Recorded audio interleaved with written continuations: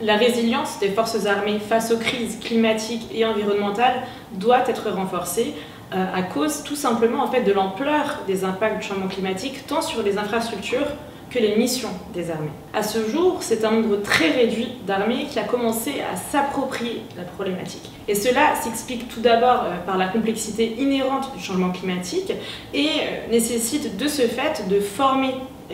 les militaires et tout le personnel militaire, y compris les décideurs, aux enjeux qu'il sous-tend et aux interactions du changement climatique avec d'autres phénomènes, qu'ils soient sociaux, politiques ou économiques.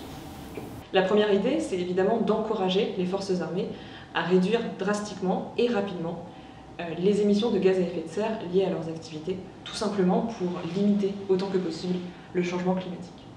La deuxième recommandation qu'on peut faire, c'est de penser à la climato-conception des équipements pour que ceux-ci puissent continuer à opérer dans un monde où les températures globales seront plus proches de plus 2, plus 4 degrés qu'elles ne l'est aujourd'hui. Et enfin, la troisième idée, c'est de repenser, de mieux organiser les réponses aux événements climatiques extrêmes, tant dans la formation que dans l'équipement, les infrastructures et la façon de penser. Les deux derniers points qui nous paraissent cruciaux à mentionner sont ceux en fait liés à la coopération entre acteurs civils et militaires. Alors tout d'abord, c'est important de renforcer et d'encourager au maximum la coopération entre acteurs militaires, donc entre ministères de la Défense, tout simplement pour des raisons d'efficacité, dans la mesure où le partage de savoir et de savoir-faire va permettre de renforcer les capacités des forces armées à faire face aux impacts du changement climatique qui, justement, sont globaux dans leur nature.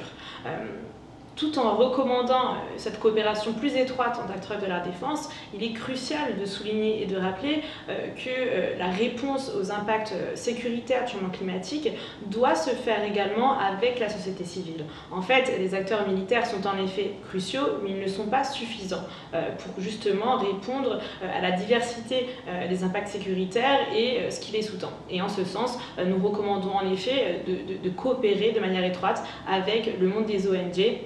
et ceux de la recherche, toujours dans l'idée de renforcer cette capacité-là et d'établir, d'élaborer des solutions durables et efficaces.